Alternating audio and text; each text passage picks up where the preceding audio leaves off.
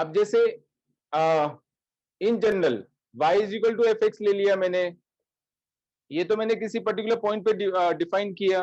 अब मैं general define कर रहा हूं तो उसके लिए हम एफ डैश एक्स यूज करेंगे या सीधा dy by D x use करेंगे। ध्यान रखना dy बाई डी एक्स ये इस तरह से है, तो ये d और d को काट मत देना, ठीक है।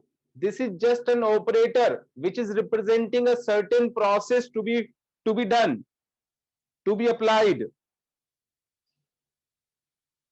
ओके, जैसे मान लो log ऑफ x और नीचे log ऑफ y आ गया, ठीक है, ये log और ये log सेम दिख रहा है, काट दो, x अपॉन y बच गया। ये भी एक ऑपरेटर है, log लेना किसी नंबर का, log लेना किसी दूसरे नंबर का, तो वो ऑपरेटर हो गया।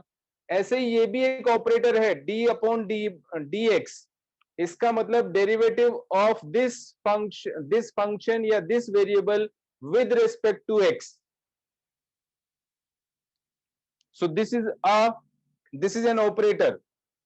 Do not cancel it.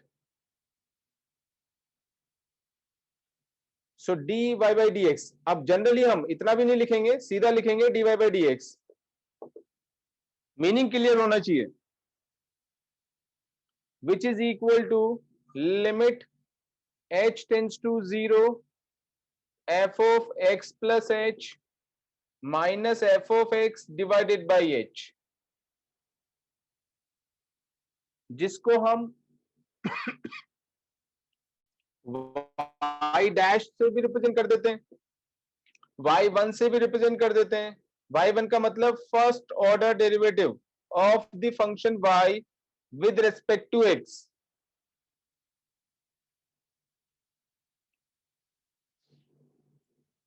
Correct. Now some authors and some teachers try to explain the same thing in this way also। कैसे? x में थोड़ा चेंज किया, मतलब थोड़ा तो बात की बात होगी, जब लिमिट लगाएंगे जब थोड़ा बहुत हो जाता है, बट बोलते हैं कि x में जैसे डेल्टा x का चेंज किया, इंडिपेंडेंट वेरिएबल में डेल्टा x का चेंज किया तो x प्लस डेल्टा x हो गया, तो dependent variable y plus delta y बन जाएगा, क्योंकि y तो ऑलरेडी f ऑफ x है। जब इंडिपेंडेंट वेरिएबल में हमने डेल्टा x चेंज किया, डेल्टा x का चेंज किया, तो डिपेंडेंट वेरिएबल में से डेल्टा y का चेंज आ गया, तो ये dependent variable, total dependent variable ये इसके इक्वल हो गया। इसमें से इसको माइनस कर देते हैं तो change in the dependent variable आ जाएगा। Therefore delta y is equal to f of x plus delta x minus f of x बन गया। दोनों साइड में डेल्टा x से डिवाइड कर दिया, delta y upon delta x is equal to f of x plus delta x minus f of x divided by delta x। Mind it, अभी तक ये डेरिवेटिव नहीं है, ठीक है, अभी तक डेरिवेटिव नहीं बना है, राइट।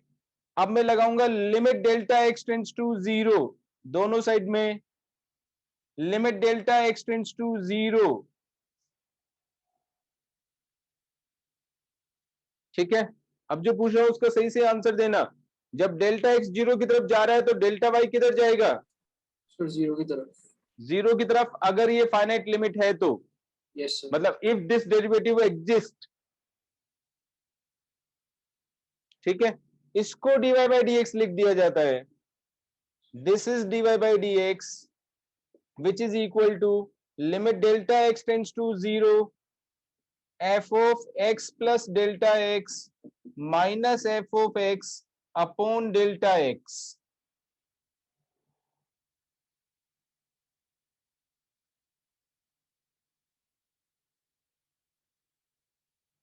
क्या डिफरेंस है इस डेफिनेशन में और इस डेफिनेशन में जो मैंने यहां लिखा है?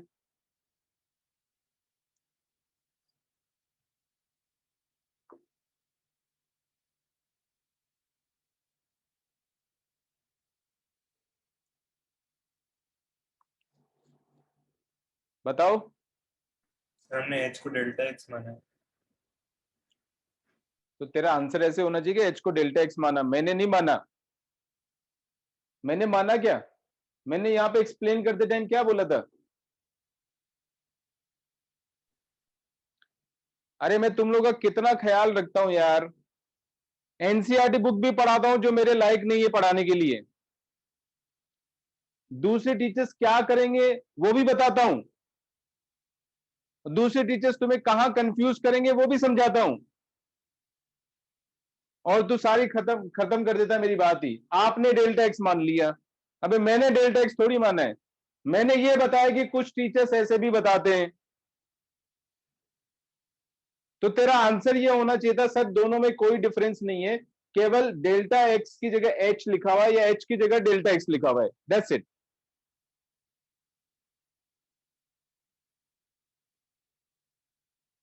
तो डेल्टा एक्स बोलो या एच बोलो एक ही बात है, दोनों में कोई डिफरेंस नहीं है। इसलिए बताया कि कोई दूसरा कंफ्यूज करे तो तुम्हें कंफ्यूज नहीं होना है, उसको तुम्हें कंफ्यूज करना है।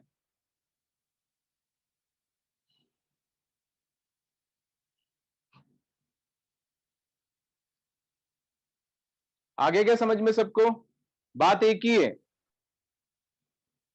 Yes sir. पक्का? Yes sir.